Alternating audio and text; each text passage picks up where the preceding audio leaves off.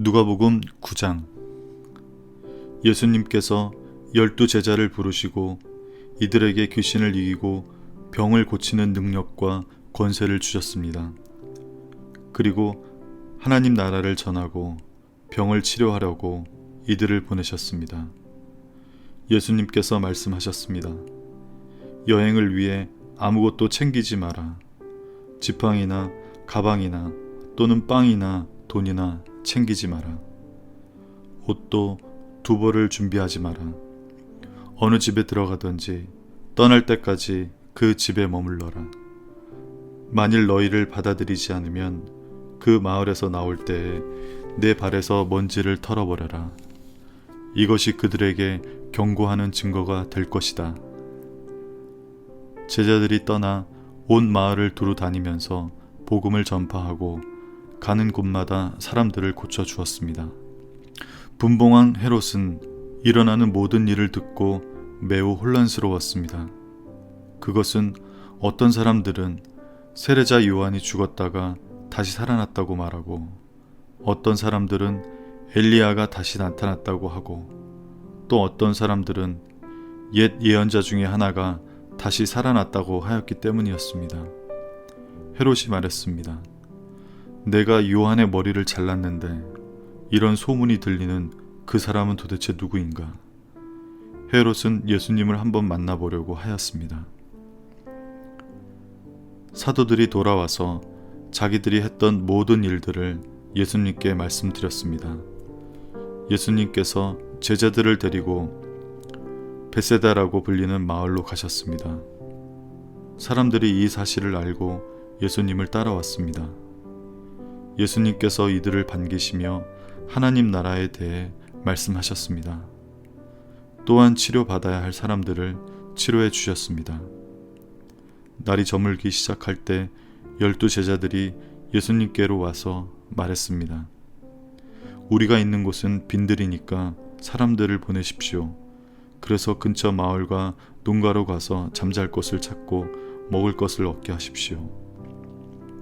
예수님께서 제자들에게 말씀하셨습니다. 너희가 사람들에게 먹을 것을 주어라. 제자들이 대답했습니다. 우리에겐 단지 5개의 빵과 생선 2마리밖에 없습니다. 가서 이 모든 사람들을 위해 음식을 사지 않으면 안 되겠습니다. 사람들은 남자들의 수만 약 5,000명 정도 되었습니다.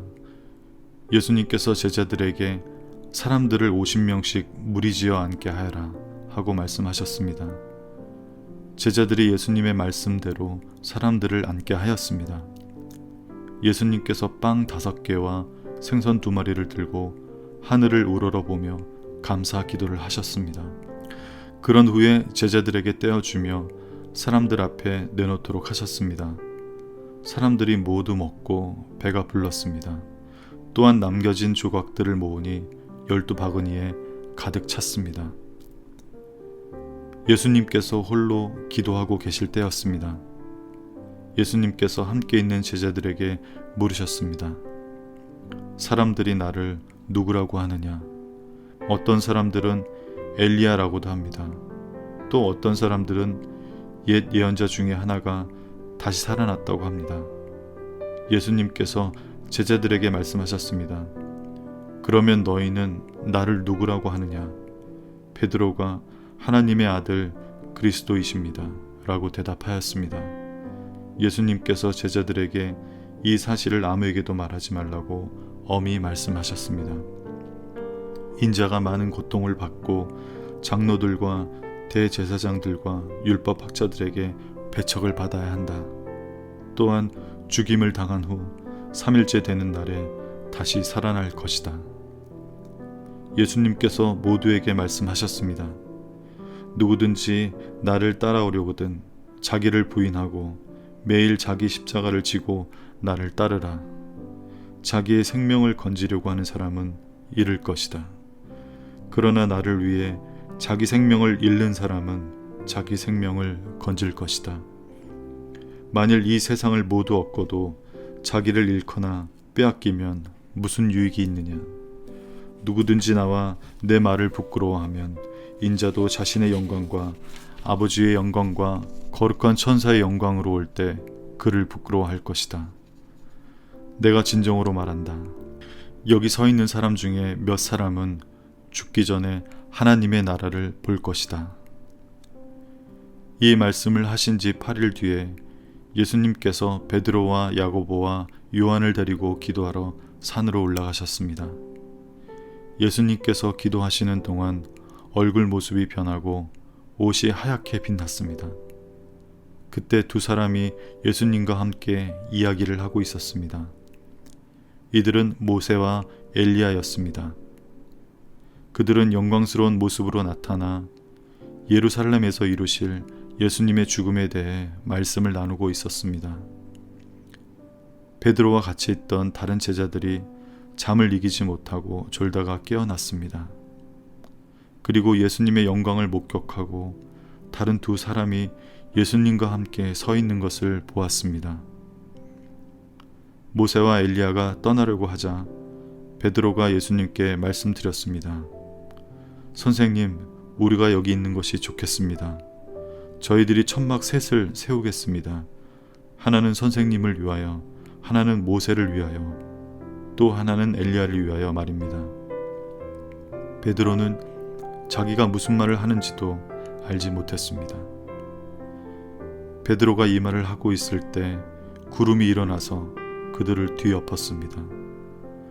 제자들이 구름 속으로 들어가게 되자 두려워하였습니다. 구름 속에서 소리가 났습니다. 이는 내 아들, 내가 택한 자이다. 그의 말을 들어라. 소리가 들릴 때 예수님만 홀로 서 계셨습니다. 제자들은 입을 다물고 자신들이 본 것에 대해 아무에게도 말하지 않았습니다. 다음 날 산에서 내려왔을 때 많은 사람들이 예수님을 맞이했습니다. 그 사람들 중에 한 사람이 예수님께 외쳤습니다. 선생님, 제 아들의 병을 고쳐주십시오. 하나뿐인 아들입니다. 악한 영이 아이를 사로잡으면 갑자기 아이가 소리를 지릅니다. 또 아이에게 경련을 일으켜 입에 거품을 물게 합니다. 그리고 아이에게 상처를 입히며 여간에서는 떠나려고 하지 않습니다. 제가 선생님의 제자들에게 쫓아달라고 간청하였지만 그들은 할 수 없었습니다. 예수님께서 대답하셨습니다. 아, 믿음이 없고 삐뚤어진 세대여, 내가 얼마나 오랫동안 너희와 함께 있으면서 참아야 하겠느냐. 내 아들을 이리 데리고 오너라. 소년이 올 때 마귀가 그를 넘어뜨려 경련을 일으키게 하였습니다. 예수님께서 더러운 영을 꾸짖으시고 소년을 고쳐주셨습니다. 그리고 그 아버지에게 돌려보냈습니다. 사람들은 모두 하나님의 위대하심에 놀랐습니다. 사람들이 모두 예수님이 하신 일을 보고 놀라고 있을 때 예수님께서 제자들에게 말씀하셨습니다. 너희는 이 말을 귀담아 들어라. 인자가 사람들의 손에 넘겨질 것이다. 그러나 제자들은 이러한 예수님의 말씀을 이해하지 못하였습니다. 제자들이 이해하지 못하도록 그 뜻이 감추어져 있었습니다. 또한 제자들은 이 말씀에 대해 예수님께 묻기를 두려워하였습니다. 제자들 사이에 누가 가장 큰 자인가를 놓고 말다툼이 일어났습니다. 예수님께서 제자들이 마음속으로 무엇을 생각하는지를 아시고 한 어린이를 옆에 세우셨습니다. 그리고 말씀하셨습니다. 누구든지 내 이름으로 이런 어린이 하나를 맞아들이는 사람은 나를 맞아들이는 것이다. 또한 누구든지 나를 맞아들이는 사람은 곧 나를 보내신 분을 맞아들이는 것이다. 너희 중에 가장 작은 자가 가장 큰 사람이다. 요한이 대답했습니다. 선생님, 어떤 사람이 선생님의 이름으로 마귀를 내쫓는 것을 보았는데 그 사람이 우리와 함께 다니지 아니므로 그렇게 못하게 막았습니다. 예수님께서 요한에게 그를 막지 마라. 너희를 반대하지 않는 사람은 너희를 이롭게 하는 사람이다. 라고 말씀하셨습니다. 예수님께서 하늘로 올라가실 때가 가까워 오자 예수님께서는 예루살렘에 올라가기로 하셨습니다. 예수님께서 사람들을 미리 보냈습니다. 그들은 가서 예수님을 모실 준비를 하려고 어떤 사마리아 마을로 들어갔습니다. 그런데 마을 사람들이 예수님께서 예루살렘을 향하여 가시는 것을 반기지 않았습니다. 이것을 보고 예수님의 제자인 야고보와 요한이 말했습니다. 불이 하늘에서 내려와 이 사람들을 모두 태워버리라고 하면 어떻겠습니까? 그러나 예수님께서 그들을 꾸짖으셨습니다. 그리고 다른 마을로 가셨습니다. 그들이 길을 가고 있을 때 어떤 사람이 예수님께 말했습니다. 선생님이 어디를 가시든지 저도 따라가겠습니다. 예수님께서 그에게 말씀하셨습니다. 여우도 굴이 있고 하늘의 새들도 둥지가 있다. 그러나 인자는 머리를 둘 곳이 없다. 예수님께서 또 다른 사람에게 말씀하셨습니다. 나를 따라오너라.